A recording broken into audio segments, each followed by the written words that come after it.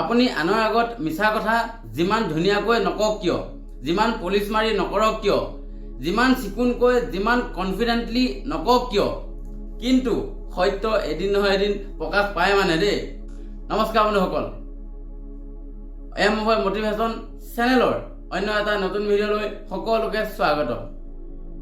আজি মই লৈ আহিছোঁ আপোনালোকৰ মাজলৈ এটা সৰু কাহিনী, যিটো কাহিনীয়ে আপোনালোকক বুজাই যাব যে মিছা কথা ক'লে কেনেকৈ ধৰা পৰে, বা এদিন নহয় এদিন মিছা কথাটো প্ৰকাশ পায়। এখন গাঁৱত এটা সৰু ল'ৰা আছিলে। সৰু ল'ৰা মানে ইমানো নহয়, বৰ্তমান 6 ক্লাছত পঢ়ি আছে, দুখীয়া ঘৰৰ ল'ৰা।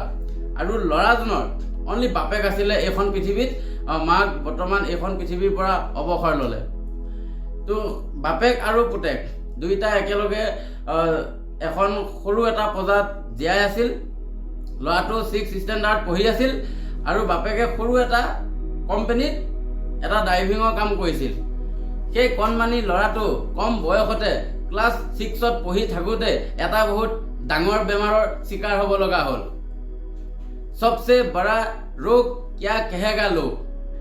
তো ল'ৰাটো যেতিয়া স্কুলত যায়, স্কুলত যেতিয়া ল'ৰা ছোৱালী লগৰবিলাকে সোধে যে তোমাৰ দেউতাই কি কৰে, বেচেৰাটোৱে মিছাকৈ এটা মাৰি দিয়ে, বোলে মোৰ দেউতা বিজনেছমেন হয়।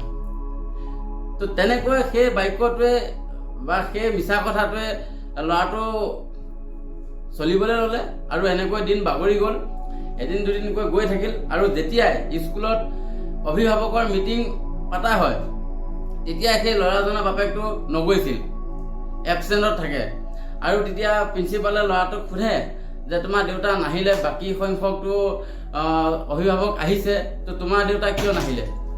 তে কয় বোলে মোৰ দেউতা বিজনেছমেন হয়, তো সেইকাৰণে কামত বিজি থাকিলে আহিব নোৱাৰিলে বুলি ক'লে। প্ৰিন্সিপালেও মানি ল'লে, ঠিক আছে, সৰু পোৱালি কিনো মিছা কথা ক'ব বুলি মানি ল'লে। ঠিক তেনেকৈ আকৌ দিন যাবলৈ ল'লে, কিন্তু এই ঘটনাটো এবাৰ দুবাৰ 3বাৰ হৈ গৈছে। তো তাৰপিছত প্ৰিন্সিপালে অকণমান সন্দেহটো কৰিব দিয়কচোন, দিমাগ থকা মানুহটো।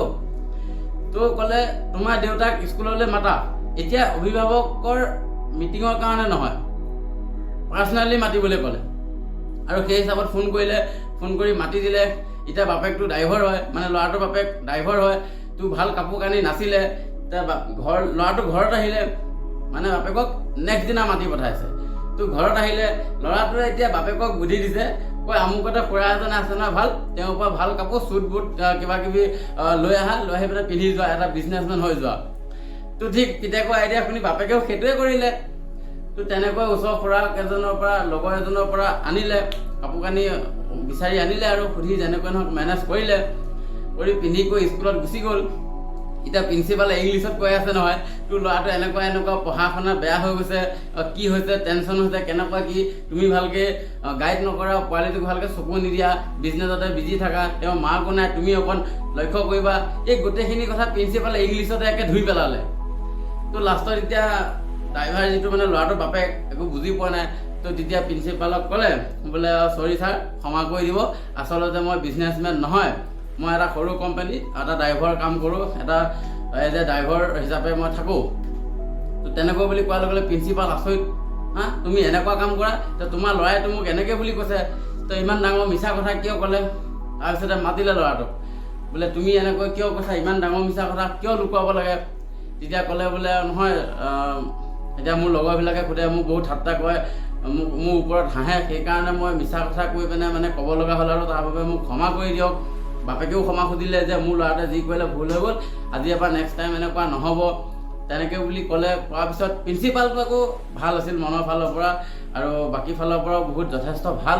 সেইকাৰণে ক'লে ঠিক আছে, তুমি যদি টাইম দিব নোৱাৰা তেতিয়াহ'লে আমি ল'ৰাটোক অলপ ভালকৈ চাম, তো আপুনি টেনশ্যন ল'ব নালাগে, আমি সেই তোমাৰ ল'ৰাটোক পঢ়া শুনাত আৰু অলপ ওপৰলৈ নিবলৈ চেষ্টা কৰিম বুলি ক'লে। আৰু কোৱাৰ পিছতে তেনেকৈ কথাটো শেষ হ'ল, আৰু বাপেক ঘৰলৈ গ'ল, ল'ৰাটোৰ বাপেক, আৰু প্ৰিন্সিপাল বাকী যিসকল শিক্ষক আছিলে চব নিজৰ নিজৰ কামত ব্যস্ত হৈ পৰিলে। তো ল'ৰাটোৱে যিটো মিছা কথা ক'লে, এদিন নহয় এদিন ধৰাটো পৰিলে, হয়তো দুদিন দেৰি হ'ল। ঠিক তেনেকৈ আমাৰ জীৱনতো হৈ যায়, যেতিয়া আমি মিছা কথা কওঁ এদিন নহয় এদিন ধৰা পৰে, আৰু সত্য কেতিয়াও লুকাই নাথাকে। সেইকাৰণে আপুনি যেতিয়া মিছা কথা কয় সাৱধান হ'ব।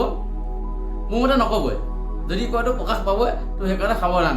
আৰু যদি আপুনি ক'ব লগা হয় এনেকুৱাও মিছা কথা কওক যাতে ইমান ডাঙৰ ৰিয়েকশ্যন নহয় বা ইমান ডাঙৰ অসুবিধা নহয়, যাতে কাৰোবাৰ জীৱন এটা মিছা কথাৰ কাৰণে ধ্বংস হৈ যায়। তেনেকুৱা মিছা কথা জীৱনত কেতিয়াও নক'ব বুলি আশা ৰাখিলোঁ। যদি আপুনি মোৰ ভিডিঅ'টো শেষলৈকে চাইছে, ভিডিঅ'টো লাইক এটা কৰি দিব, চেনেলটো ছাবস্ক্ৰাইব কৰি যাব। ধন্যবাদ।